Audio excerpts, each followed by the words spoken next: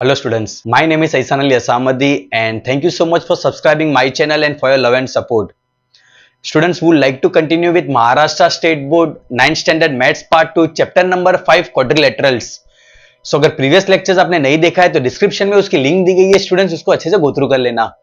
So in this lecture we'll continue with our practice set 5.1 with our next question and the question is diagonals of a parallelogram intersect each other at point O. If AO is 5, BO is 12 and AO is 13, then show that quadrilateral ABCD is a rhombus. So start करते हैं with the solution of this question. So एक parallelogram हमें दिया हुआ है और हमें यह प्रूव करना है कि वो एक रोम्बस है. सो यहां पे मैंने एक पैरेललोग्राम ड्रॉ किया है जो है मेरा ABCD और उसके जो डायगोनल्स है, पता है ना डायगोनल किसको बोलते हैं? AC and BD are the diagonals and those diagonals intersect at point O. अब हमें यह प्रूव करना है कि ये जो पैरेललोग्राम है वो एक रोम्बस है, ये लाके दिखाओ. तो स्टार्ट करते हैं, बहुत ही सिंपल है. सो जब भी कोई भी क्वेश्चन आप करोगे प्रैक्टिस सेट 5.1 में से स्टूडेंट्स, तो सबसे पहले जो भी हमारे क्वाड्रिलेटरल्स है उनके प्रॉपर्टीज आपको आना चाहिए. सो क्योंकि आज हमें एक पैरेललोग्राम को रोम्बस प्रूव करना है तो मैंने रोम्बस के कुछ प्रॉपर्टीज लिख के रखे हुए यहां पे. सो फर्स्ट जो प्रॉपर्टी है कि ऑल साइड्स आर कॉन्ग्रुएंट. एक रोम्बस के सारे साइड्स कॉन्ग्रुएंट होते हैं. Opposite angles congruent. एक रोम्बस के जो ऑपोजिट एंगल्स होते हैं वो कॉन्ग्रुएंट होते हैं. And third one, diagonals are perpendicular bisectors of each other. हमारे जो डायगोनल्स होते हैं रोम्बस के वो एक दूसरे को इंटरसेक्ट करते हैं एट अ पॉइंट हो और वो परपेंडिकुलर होते हैं. यहां पे परपेंडिकुलर का साइन आना चाहिए. तो चलो अब स्टार्ट करते हैं. हमारे जो क्वेश्चन के अंदर जो डेटा दिया हुआ है स्टूडेंट्स वो हम फिगर में सब्स्टिट्यूट कर देते हैं. तो हमें बोला है कि AO is 5. So the measurement of AO is 5 लिख दिया हमने. BO is 12. BO मेरा 12 है and AD is 13. AD is 13. ये मेजरमेंट्स हमें दिए हुए हैं. अब इसको प्रूव करते हैं. तो क्योंकि यहां पे जो मेजरमेंट दिए हुए हैं ना आपको वो साइड्स एंड डायगोनल्स के हैं, एंगल का कोई मेजरमेंट नहीं दिया हुआ है. सो हम एंगल का प्रॉपर्टी यूज नहीं करेंगे. साइड्स, क्या उसके साइड्स दिए हुए हैं? आप बोलोगे हां, तो चलो अभी के लिए एक साइड का वैल्यू दिया हुआ है. बट अगर मैं लास्ट प्रॉपर्टी देखूं, diagonals are perpendicular bisector of each other. So यहां पे डायगोनल्स के वैल्यूज दिए हुए हमें, इसलिए हम ये वाले प्रॉपर्टी को यूज करेंगे, डायगोनल्स का प्रॉपर्टी, और बताएंगे कि ये मेरा एक रोम्बस है. सो अगर मैं जब डायगोनल्स की बात करूं तो diagonal are perpendicular bisectors of each other.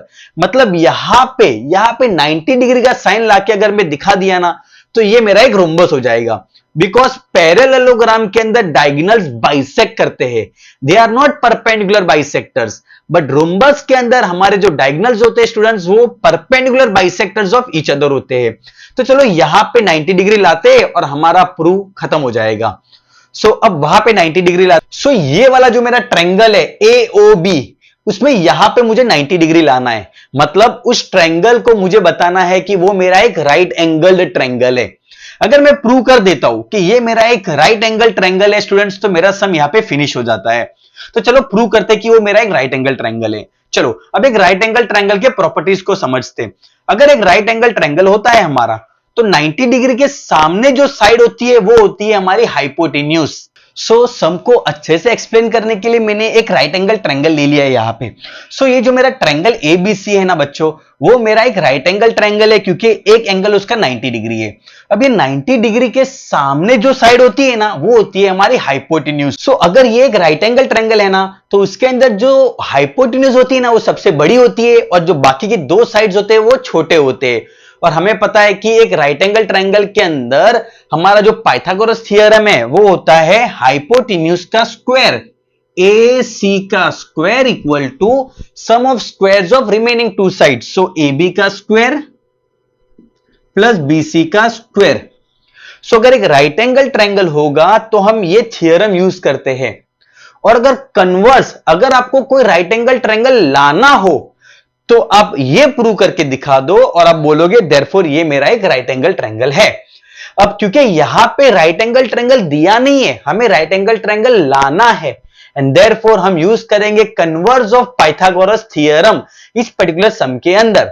So converse of Pythagoras theorem हम कभी भी कैसे करते हैं बच्चों, तो सबसे पहले जो सबसे लंबी साइड है ना उसका स्क्वायर निकालने का, और बाकी की जो दो रिमेनिंग साइड्स है ना उसका स्क्वायर करके ऐड करके चेक करने का कि क्या वो लॉन्गेस्ट साइड जिसका स्क्वायर किया ना उससे इक्वल है कि नहीं, और अगर इक्वल हो गया तो हम बोलेंगे वो एक राइट एंगल ट्रायंगल है by converse of Pythagoras theorem.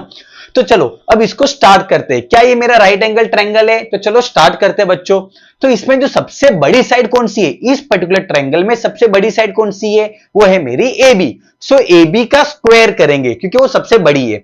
उसके बाद रिमेनिंग टू साइड्स है उसका स्क्वायर करेंगे और ऐड करेंगे, एंड देन चेक करेंगे कि ऐड करने के बाद जो सबसे बड़ी साइड का स्क्वायर की थे उसके इक्वल है कि नहीं, और अगर इक्वल होगा तो हम बताएंगे कि ये मेरा एक राइट एंगल ट्रायंगल है by converse of Pythagoras theorem. So solution start कर। सो स्टूडेंट्स थोड़ा पार्ट मैंने करके रखा हुआ है। सो ए बी का स्क्वायर, सबसे जो लॉन्गेस्ट साइड है उसका स्क्वायर किया, सो 13 का स्क्वायर इज इक्वल टू 169। अब नेक्स्ट करेंगे sum of squares of remaining two sides. So AO का स्क्वायर, एओ का स्क्वायर एंड बीओ का स्क्वायर, 5 का स्क्वायर 25, 12 का स्क्वायर 144 एंड 25 प्लस 144 इज 169। अगर आप यहां पे चेक करोगे सो इक्वेशन नंबर 1 के अंदर भी राइट हैंड साइड में 169 है, इक्वेशन नंबर 2 के अंदर भी राइट हैंड साइड में 169 है, and if the right hand side is equal then the left hand side is equal. So यहां पे आई कैन से कि therefore A B square is equal to AO square plus BO square from equations 1 and 2, and therefore triangle AOB is a right angled triangle by converse of Pythagoras theorem.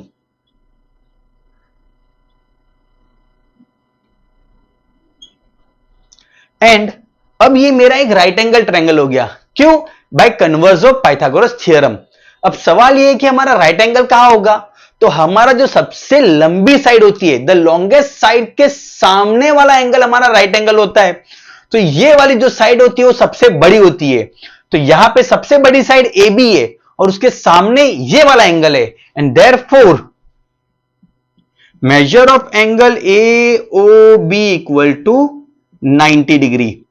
तो यहां पे 90 degree ला दिया मैंने, और वही चीज मुझे लानी थी। सो 90 डिग्री आ गया, and therefore I will write therefore diagonals of a given parallelogram are perpendicular bisectors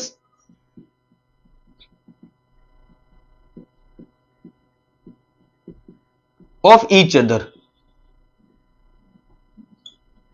and therefore quadrilateral ABCD is a